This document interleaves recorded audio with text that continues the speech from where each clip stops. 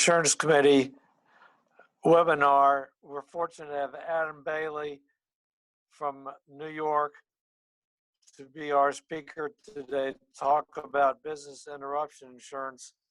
Adam has been a member of ACREL since 2011, and he went to Syracuse for undergraduate and Syracuse for law school and Rutgers for undergraduate. He's an expert in business interruption policy, and he's also creative in that area, and has been involved or will be involved in some litigation relating to it. So he's going to be talking about this great topic. But first, Marie has a message from the insurance committee. Yeah, y'all, we desperately need a secretary, and I'm going to have to draft people if I don't get volunteers. So let's step forward. We also need a longer article toward the end of the year. I just submitted it's a 1,000-word article to ACREL News and Notes on the new additional insured endorsements, so look for that.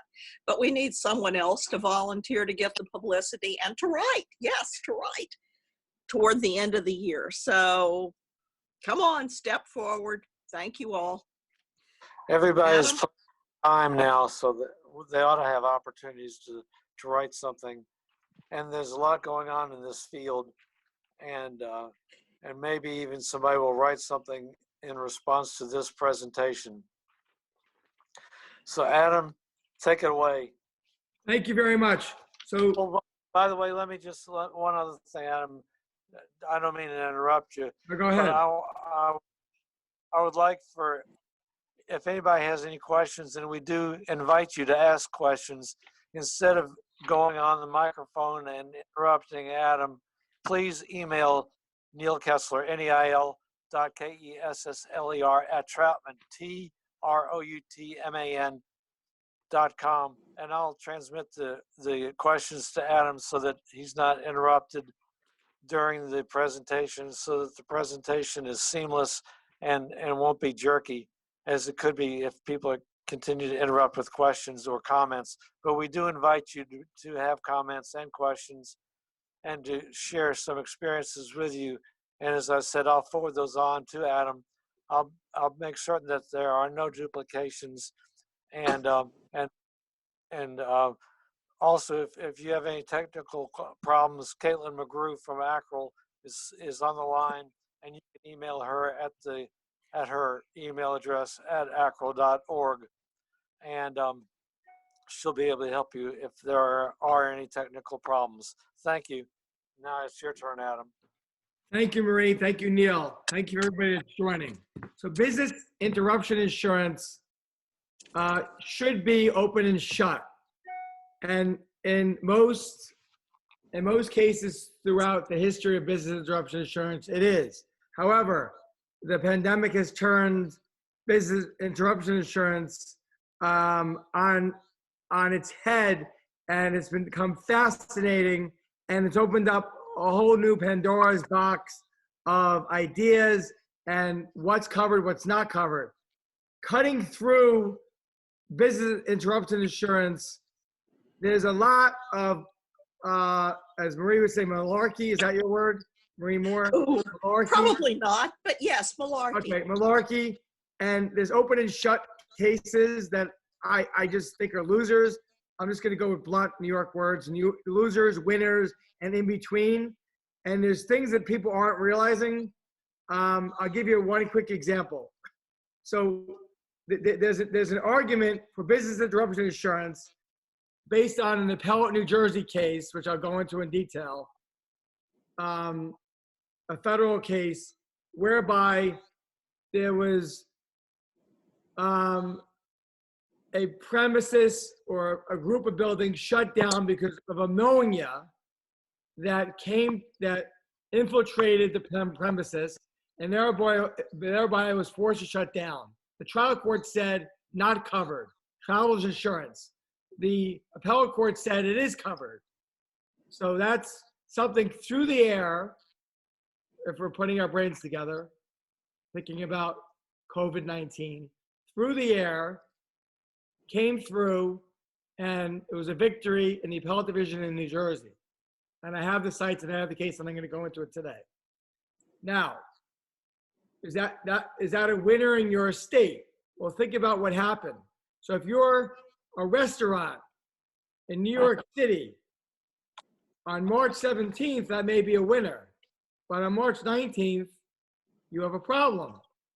You may have a problem because on March 19th, the governor executes under the executive law, shuts down your business based on a civil authority law. So those persons with business interruption insurance based on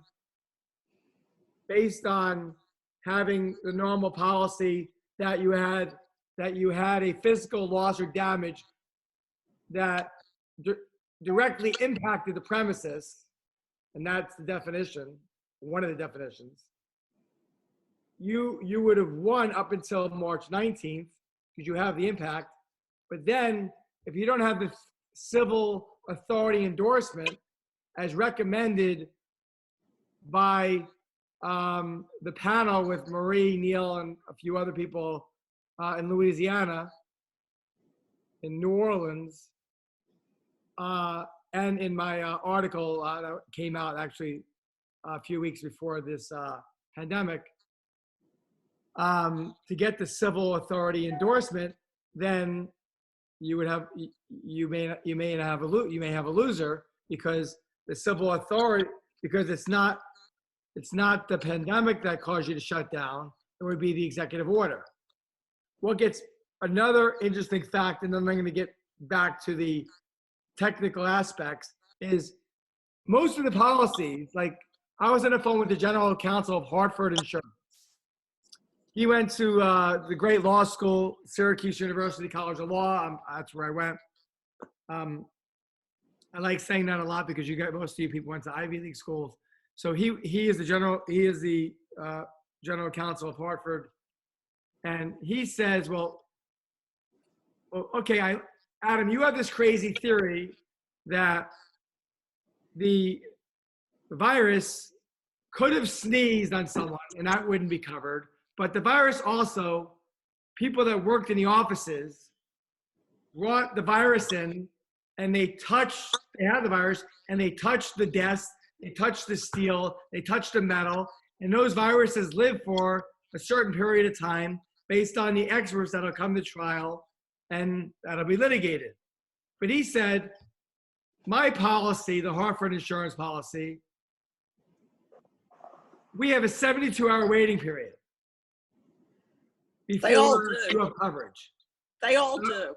Now, if you look at some of the other companies, they have a 24-hour waiting period. Really? Or 48-hour waiting period. So it's going to go by policy by policy. I've been reading policy after policy, and some are 24 hours, some 48 hours, but a lot of them have waiting periods. So even if you believe you have a direct impact from Corona because someone at your office touched the desk and that caused them to get the Corona virus, how long does the virus last on a desk, on metal, on wood, on whatever, on the doorknob, on the elevator button? These are all, now I will be giving you a lot of exact answers, but these are things to think about whether you're on the plaintiff side or defendant side. Now let me slow that down. Let me slow that down and start with the policies. And let me start with the basic business interruption insurance policy. And then most of the business interruption insurance policies are endorsements. Many are in the policy. In New York, it seems more are in the policy than endorsements. When I'm looking at the ones from the class actions that I read, and I really prepared hard for this lecture discussion, whatever it's called. So I've read everything that's been filed that I could get my hands on, except the one that I really want to read, and I couldn't get that. but let me read some of the language. To qualify for business interruption insurance, number one, your policy has to have that in it. And it has to have, and sometimes they don't call it business interruption insurance. Sometimes they call it business loss. I'll be happy to send you my article on, it's called Preparing for the Next Natural or Unnatural Disaster. And it couldn't have been done without Marie Moore, even though I give her no credit in it. That's okay. Which was a mistake. So it's a direct physical loss or damage to the premises or the immediate area. It must directly impact the premises where the business was conducted.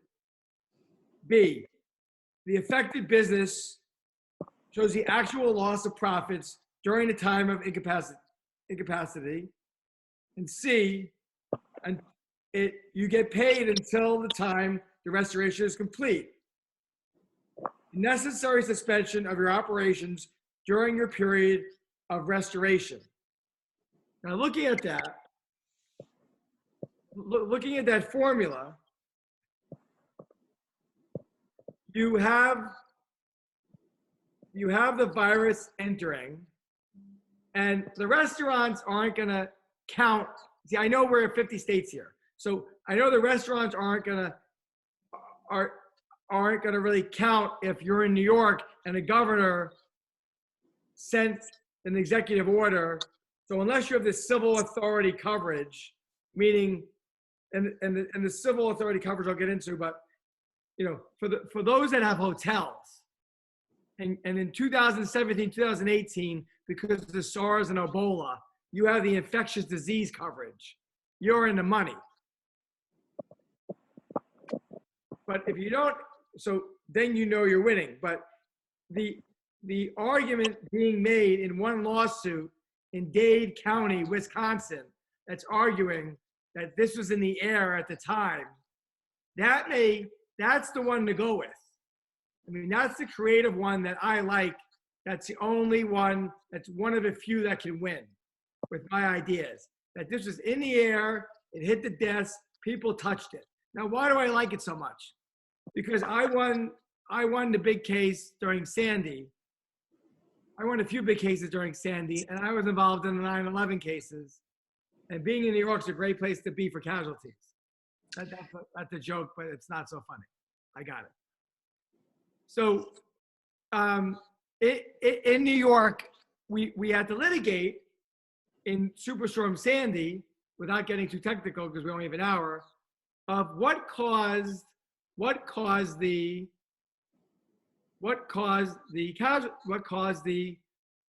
insured coverage. What came first, the wind or the water? And I said to the judge, and I did the trial, I said, Your Honor, whether it was the wind or it was the water, and only one's covered, as you know from other lectures and other readings, I know it's my burden of proof to show you that. But you have two experts in the stand, and both of them cannot give you conclusive evidence, but both of them have told you that it may be the wind or the water. And in New York, we have something called Rahmanis, which means we need to have charity or side with equity. So if you're going to your state Supreme Court, that's the Jewish word for charity. This is New York. In New York courts, that's something that's the prevalent language there. It's called Yiddish. Okay, no one's laughing or smiling. I understand we're going through a pandemic. I got it. Or I'm just not funny, which I'm not going to accept that. Actually, it means mercy. Thank you. But well, that would be business income coverage and giving it to us. Right, mercy. So when you're going in with these facts, and you're going against an insurance company, you're defending an insurance company. On the insurance company's side, you're going to put insurance companies out of business, and they're never going to insure anything ever again if you side against us. If you're on the restaurant side or the retailer side, you're putting small businesses out of business, and it's a moral deterrent, and you're sending a message that we're never going to be able to reopen, and you're ending the economy. You're putting the economy out of business. So those are the two sides. Let's get more technical now. Okay. I want to go over the definite winners. The civil authority coverage. Civil authority. It covers buildings. These are absolute winners. If you are reading a policy that has a civil authority coverage, you have a winner. If you get denied, like certain companies are denying everything right now. I know for a fact. I've written the letters. It's shocking. You know, they have this civil authority. It covers buildings, evacuations, and/or destructions or mandated by governmental authority, both of which cause the temporary suspensions of business operations or complete termination. How do you deny that? It says if the government says that you can't open up for business or nearby premises can't open up for business, you're covered. That's a winner. In 2018, Marsh, Travelers, and a bunch of other companies put also, well, let me do that later. So that civil authority has been around for a long time. It's in a lot of policies. A lot of general policies had it in it. A lot of times you have to ask for it as endorsements. Doesn't it hinge on there being a covered cause of loss that caused the closing? That's my next statement. So a lot of times you're going to need, sometimes you don't. So in the policy I read last night, which is in the Dade County case in Wisconsin, which I'm going to give you the, which I'll give you the, it's called Badger Crossing Pub and Eatery versus Society Insurance. And thanks to Joanne Marie, what's your last name? Marie Moore? Joanne, someone sent us the policy. Oh, okay. I'm sorry, Joanne Marzullo. Oh, of yes, Boston, Joanne. Massachusetts. She sent us the case of the policy, and it's Dade County Circuit Court in Wisconsin. You need to couple a physical injury or damage with the government closure. So you need to couple the two. In other policies, you only need it alone. So it depends on the policy once again, which is fascinating to see why some would couple it and why some wouldn't. What gets more interesting, and let me get to it, is, The ISO forms couple them.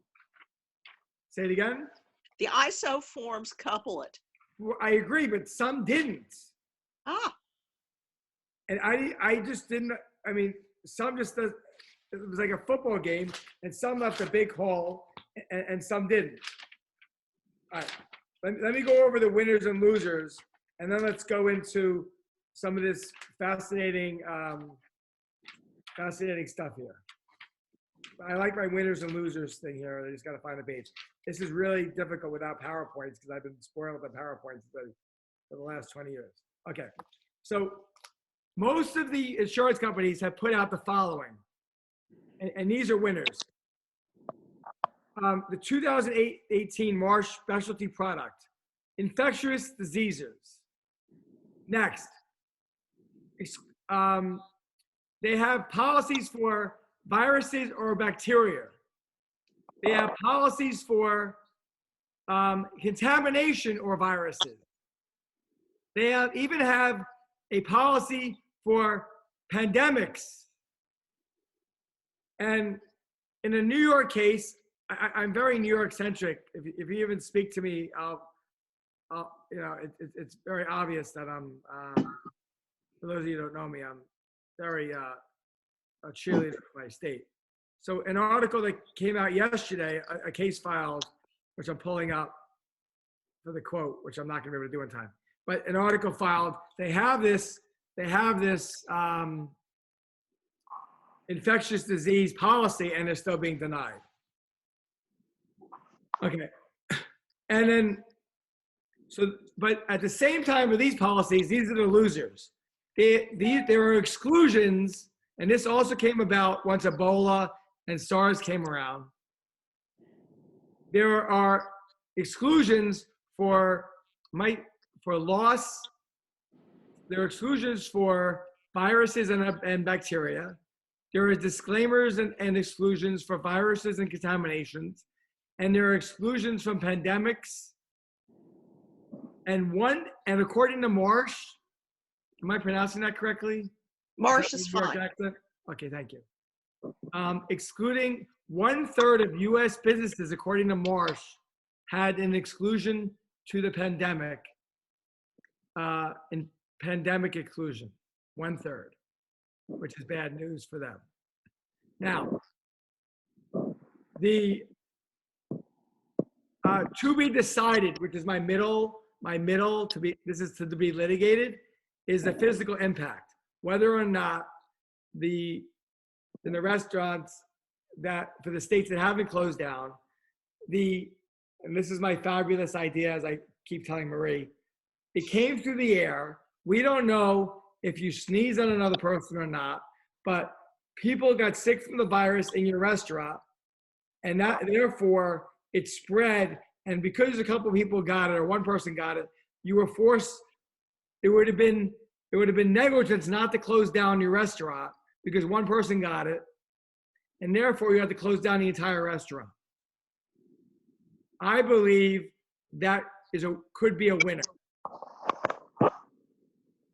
Now, where it gets hard is because of the waiting periods of 24, 48, or 72 hours. And that's why you have to read the policies really carefully. Okay, going on to the next one. Much harder, I have on my table here, much harder is physical impact. Oh, I have the physical impact. I have harder physical impact with the waiting periods. And then I have as winners a civil authority covering the buildings, and that's by winning and losing. Okay, before I go into, let me just make sure I covered that properly. Okay, so before I go into the class action lawsuits filed, and then I can tell you what's going on in Congress as of yesterday. I can tell you what's going on as of yesterday in Congress. And I want to go over the class actions filed. Do you have any questions so far, or comments, or anything like that? Let me check my emails. Hold on. If there's any questions sent. Oh, I have a question. Hold on. Adam, if you have any contamination from the virus scattered around the office, that will take a week or two to naturally decontaminate. Don't you have a duty to mitigate by bringing someone in to decontaminate the space? If that can be done in a day that costs less than 1 or 2 weeks of business interruption?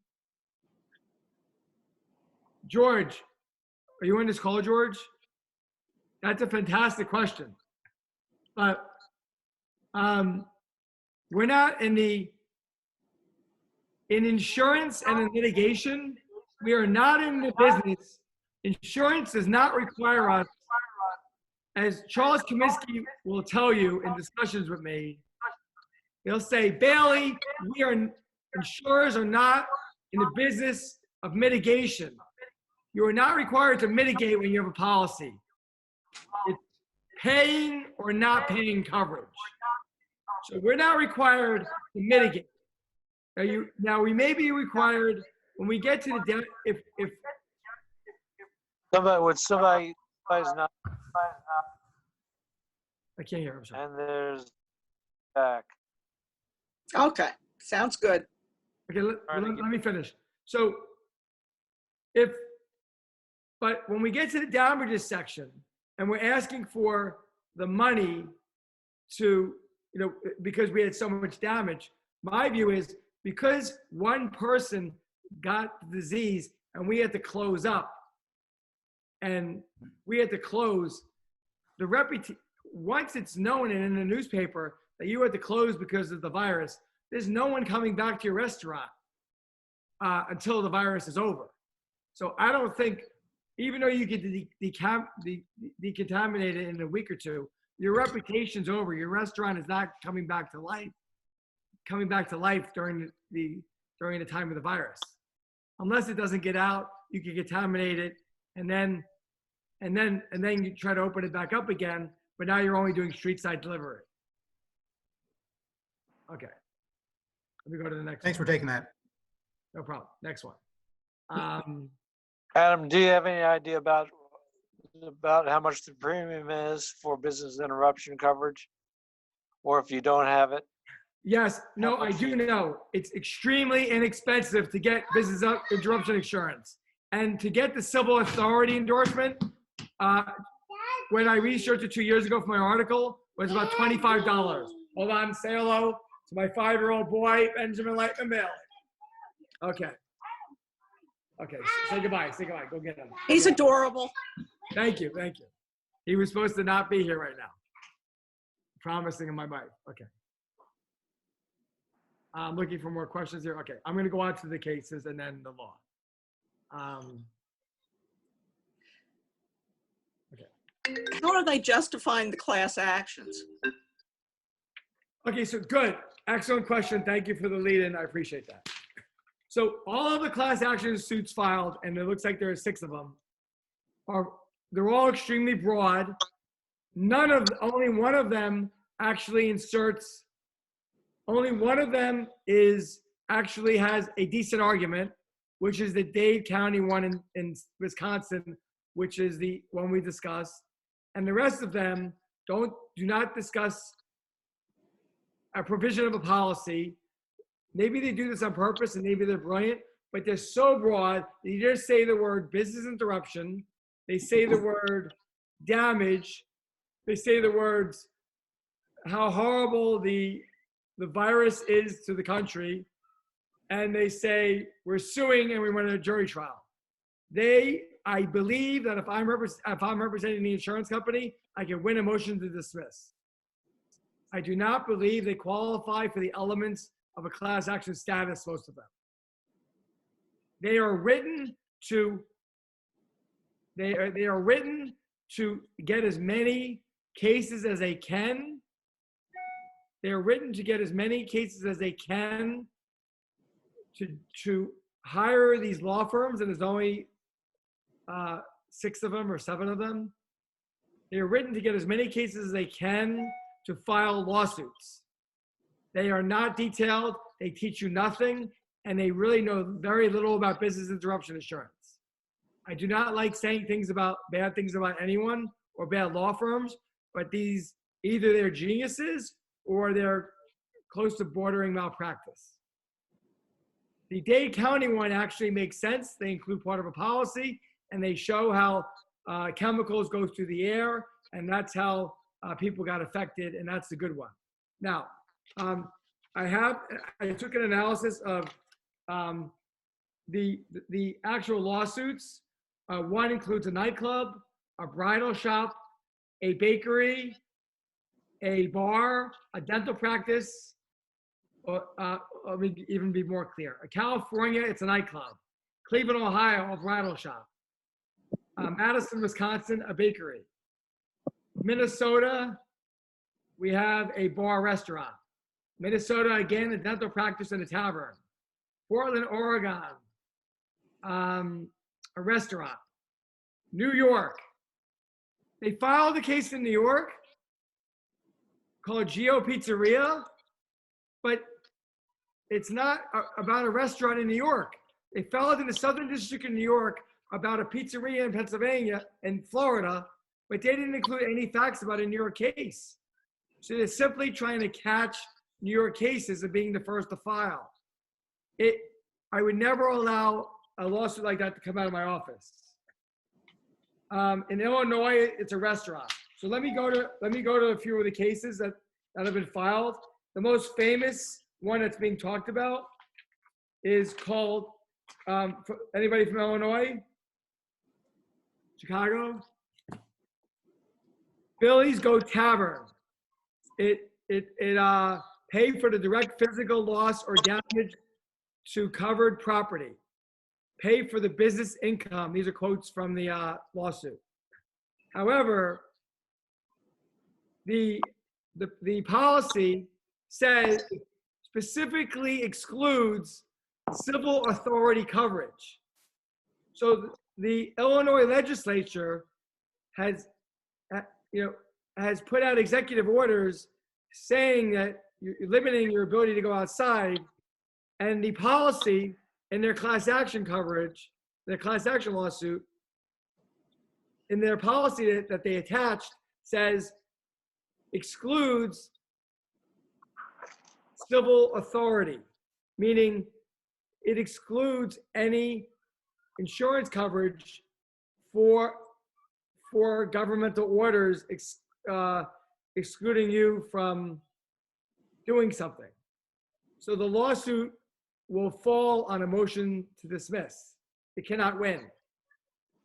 So the most famous class action that's being talked about in every newspaper that I'm reading about, and I spend hours and hours working on this, is the worst lawsuit filed. It cannot win because it has a civil authority exclusion. Any questions on that? Okay. So what's happening in Washington? We all waiting with bated breath. In Washington, D.C.? Oh, Washington, Yep. So the laws. Okay, excellent.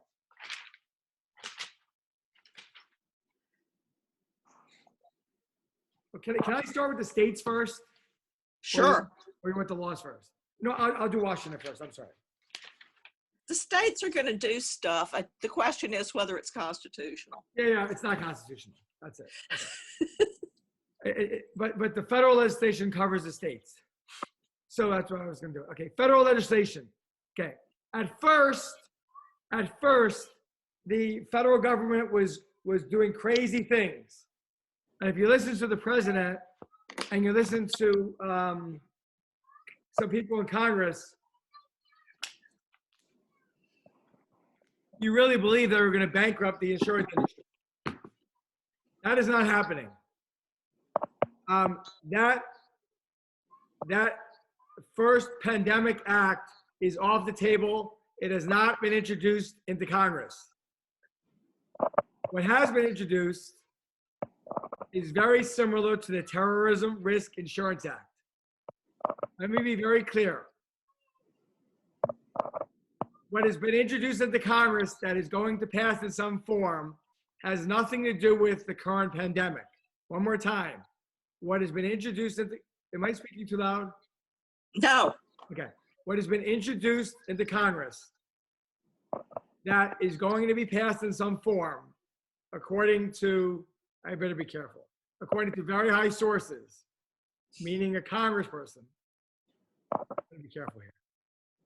By the way, there's two bigwigs that have proposed it, someone from California and someone from New York. So I'm from New York. Does not cover this pandemic. It is all for the future. Same way we dealt with the 9/11 with the Terrorism Risk Insurance Act. Which has never paid a dime. And the reason is because it's so hard to qualify. You need the Secretary of the Treasury combined with the Homeland Security Advisor to sign off, and it has to be a minimum of $5 million. So, for example, the Boston Marathon, which was a horrible disaster when the bomb went off, did not qualify as a terrorist attack. Property damage didn't exceed $5 million. Exactly, and it didn't qualify, and it wasn't signed off by the Secretary of the Treasury or the Homeland Security Advisor. So this is going to be reinsurance. This is going to be very good. This is going to be reinsurance.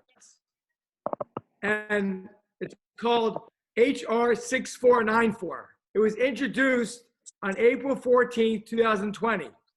The name of it is the Business Interruption Coverage Act of 2020. It will not apply to any present policies.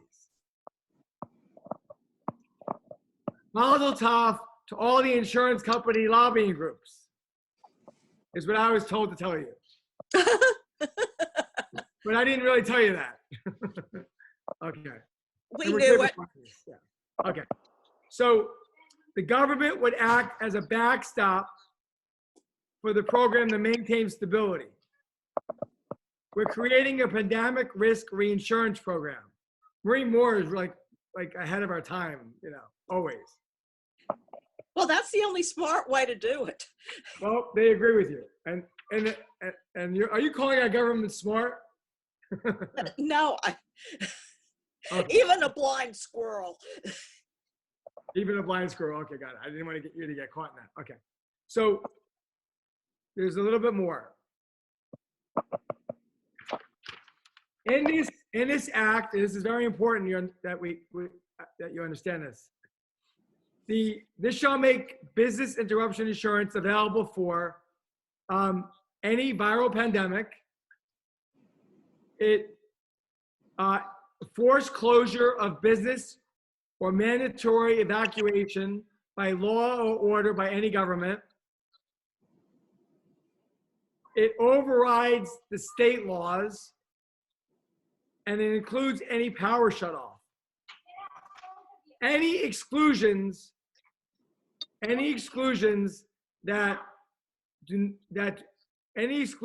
pandemic insurance will be deemed void in the future. Very important. You cannot, that's my lovely wife. Any exclusions, unlike that TV show where the guy got caught, I don't know if you know, the guy got caught with the woman, but never mind. Any exclusions where you disclaim pandemics are void under this law if it passes.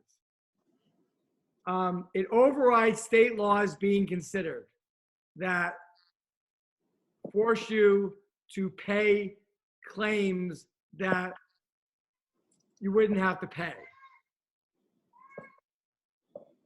And it does not apply to the current pandemic, which I've already said. So there's nothing pending that's going to bail us out of this one. There's nothing pending in Congress right now that's going to bail you out. Now, what we don't know, and full disclosure, is that one of our clients is named Kushner. just putting it out there, okay? Full disclosure. So we don't on the bigger picture, because we do only real estate law, but we're litigators. Full disclosure, we don't know what vehicle is going to be used to print more money to get it to the taxpayers. One of the early, and I've been very fortunate to be on some very interesting meetings, and I've been very fortunate to get some interesting calls, and to be able to listen to them, even though really no one really wanted my advice. Okay, that's a half joke. So they need to find a way to get money into people's hands, and this PPP loan does not do it. Because maybe it does it for your states, but in New York, where almost all my employees make over 100 grand, and the law doesn't apply to companies that make 100 or more $1,000, doesn't do much for New Yorkers. So we either need a different government or a different Congress or a different law. Okay. One of the class actions is called the Geo Pizzeria versus Lloyd's, is all over in 6 different states, and it's been announced. And that's one of the big ones. The complaint doesn't say anything. It probably won't be dismissed, but I don't think it's going to qualify as a leading one. The next one that maybe, okay, we talked about Billy Goat. Okay, the Badger Crossing Public Eatery and Society Insurance, to me, is the best one out there, because it says the following: air or, I love this language, so I would write this down if you can. Air or any surfaces constitute physical damage. Air or any surfaces constitute physical damage. Badger Crossing Public and Eatery versus Society Insurance. Class action, Wisconsin, Dade County Circuit Court.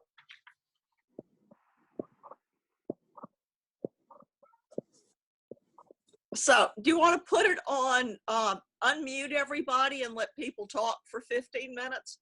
Yes, but I got a question here. can you ask, Neil, can you ask how much premium reduction is there if you don't buy business interruption? I don't know that answer. Okay, thank you. There's a very important case, though, that I didn't go into. Last case, unless you don't want to hear about it. It's the Yeah, New go Jersey- ahead. I already discussed it a little bit. It's the case that everyone in insurance is talking about. It's a New Jersey case that an appellate case that, just give me one more minute, that covered a Corona type case before Corona, that it's already an appellate case that was affirmed, that if you need a case, this is the one to watch. There's also 50 cases or 20 cases that you could quote that go against this, but this is the one that people should be using. You want me to do this or not? Go ahead. Okay. Its name is Gregory Packaging versus Travelers.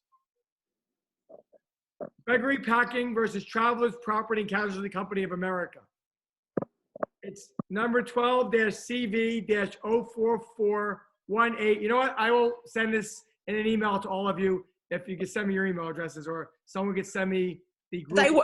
When you send them that, send them also the bill number that you told us about. Oh, the bill number and my article. Yeah, that do Marie that. Moore deserves credit for. Someone remind me of this. Okay, thanks. Only Okay, if I like so it. let me read you the language. You read it.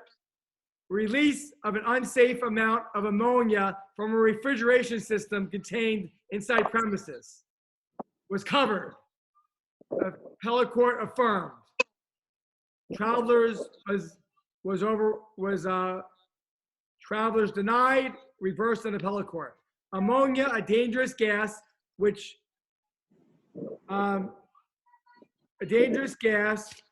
rendered Gregory Packaging buildings uninhabitable, constituted a direct physical loss, equal coverage.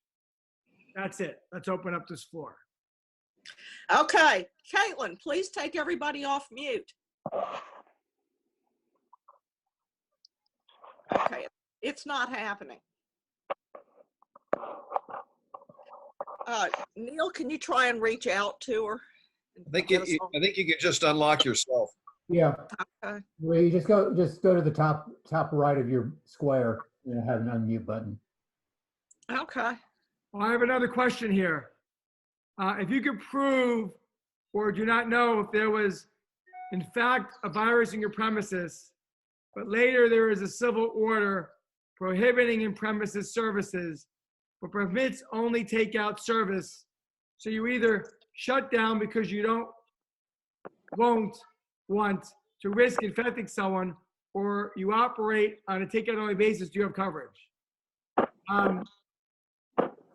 So this is the problem. This is a great question. For business interruption insurance, they don't just hand you money. What they look at is your net profits from your tax return for 2020 versus 2019. So if you're a restaurant and you're now opening up curbside delivery, and you're making more money now than you were because you could feed more through delivery than you can through sit-down service, except the alcohol bill is much less. A lot of these places are opening up alcohol also. If you're making more money now than you were then, you're not getting paid. They're comparing net income this year versus last year or last 2 years. So the insurance company is very intelligent, and they're only paying you based on how much money you're making or how much money you're not making. And that's the answer. Okay, go ahead. Well, after Katrina, we kind of managed to finesse that so that if you're making more money just because of the disaster, we've managed to make that not count for a law firm anyway. And that's where we have litigators, and I can't comment on that as a litigator. Correct. Rafferty? Yeah, Marie, I think that the Adams' effort to get around the physical damage causation issue is very inventive as it relates to a restaurant that has been infected by somebody who was there as a customer and happened to have the ill fate of being being infected with the virus. But that doesn't do anything for the millions of restaurants that have been shut by governmental order that have never had the chance to be open during this pandemic. But they have a significant loss, and absent coverage, an endorsement for a loss by reason of governmental action. I don't know what we're doing for them, and I don't know what could be done for them. In the Oceana case, they just, in Louisiana, they just alleged generally that having it around generally in the area was physical damage. And then you get into the waiting period and such. Adam, what's your view of it? So Well, are you and- talking about a restaurant that never opened? Is that your question? No, I think it was open, but it didn't close because someone was injured. Is that it, Reverdy? That's my sense, is that's the physical loss, the physical damage would be a function of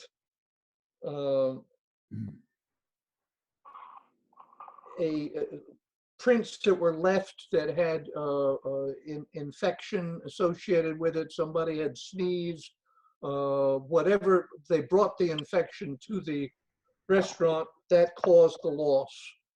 I think nobody's proving that, though. I mean, I'm not sure that you have a specific alleged incident in most cases. Yeah, I don't know either. So, and I am worried about the concept of any legislation that is prospective, and probably has to be prospective realistically,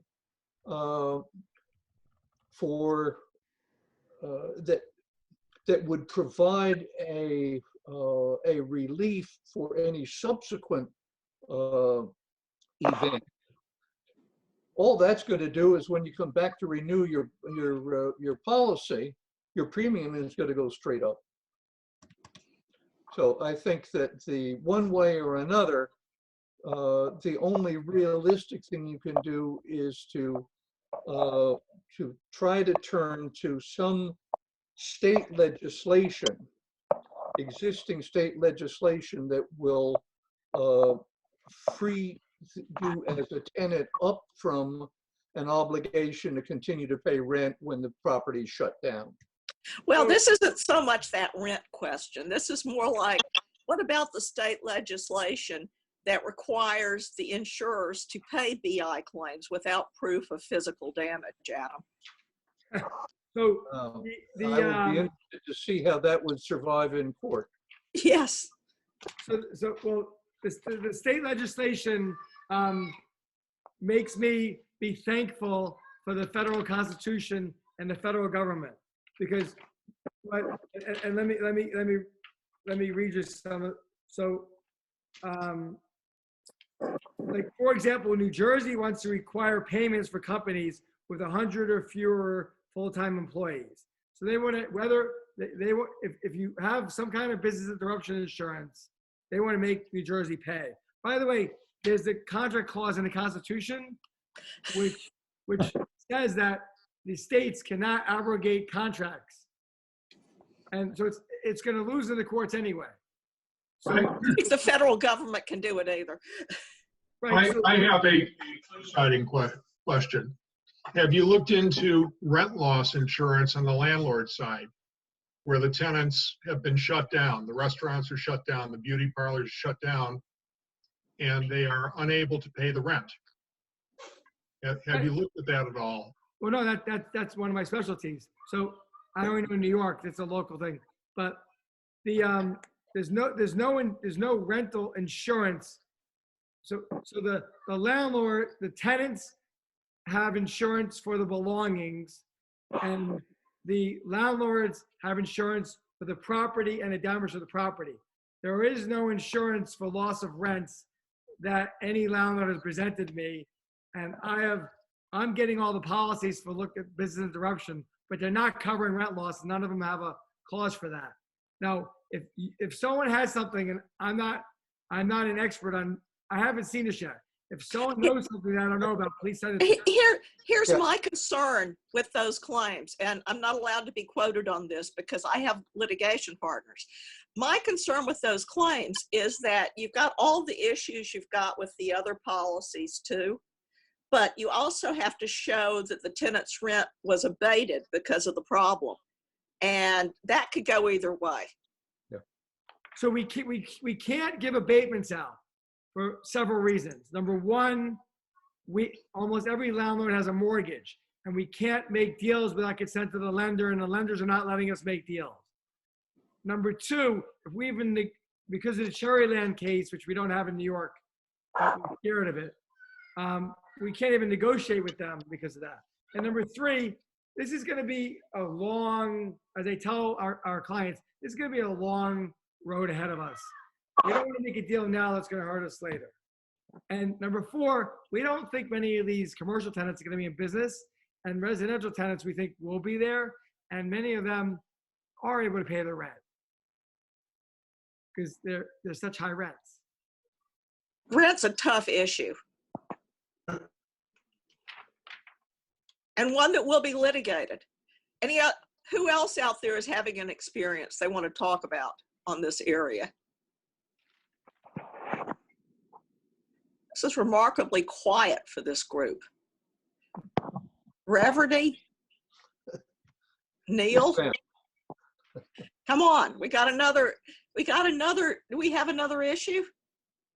Now, I just, in connection with in this insurance committee, I don't know, sometime perhaps before the turn of the century, we spent a fair amount of time within the committee talking about rental income insurance, business interruption, of which it is a subset.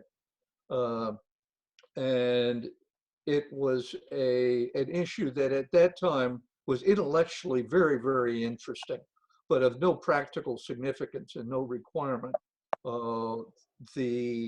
Now we've got it, and quite frankly, everything at that time, the conclusion was, if you didn't have a physical loss, you were dead. But nothing was going to, you had to have that as a predicate for any claim. Now, the physical loss could well be a physical loss that was not in the premises itself, but you could have had an explosion in a serving utilities power plant that caused that to go down, and that could be the physical claim that you were looking for if you had a particular extension coverage on your policy. I think that 9/11 triggered a lot of concerns in this, but I don't know what the experiences were at that time on any claims. But the problem still stands in my book, is that if you don't have a physical loss, you're wasting your time talking about business interruption coverage. I think it's just harder. I think the litigators will find ways to talk about it. Adam? Oh, I completely agree. This is going to be, I think there's a lot of openings here to take the football and drive to the end zone with some good blockers. And I think the Giants have drafted some good blockers in the draft. And let me say one other thing. What Charles Comiskey is telling me is that what we should be doing is thinking about all those insurers that are going to want to be defended, and all those plaintiffs that are going to want to bring cases based on liability caused by having contracted or the danger of contracting coronavirus. You want to talk about that for a second? Well, number one, it looks like we're going to have a plaintiff. When the Secretary of State goes on national television to tell you that this is not an accident, that a lab in Wuhan, China manufactured, the evidence is clear that a lab in Wuhan, China manufactured this virus, that is a big statement that will cause a lot of lawsuits to be filed. We have a plaintiff to sue. Yeah, we're trying to get a couple of, at least my litigators are trying to get those too, I believe. The concern I have though is for building owners and business. No, so what's going to happen is people that got corona and died will sue their building owners for not taking the necessary precautions once corona was in New York to clean them, to take the necessary hazmat cleaners, the special cleaners issues, etc. They, for those that didn't, they'll sue employers like law firms who didn't take the necessary measures of Purelling or wearing masks and gloves in time. Those lawsuits will be plentiful. For the next 2 or 3 I'm years. going to guarantee those. So you're going to have the local lawsuits for negligence, for not doing a good enough job in acting as a reasonable business in preventing corona from spreading, and then you're going to have lawsuits against a country for making a virus that killed our people. And then, by the way, don't forget, see, we're not going to be able to sue the state because they have immunity and you only have 90 days to sue.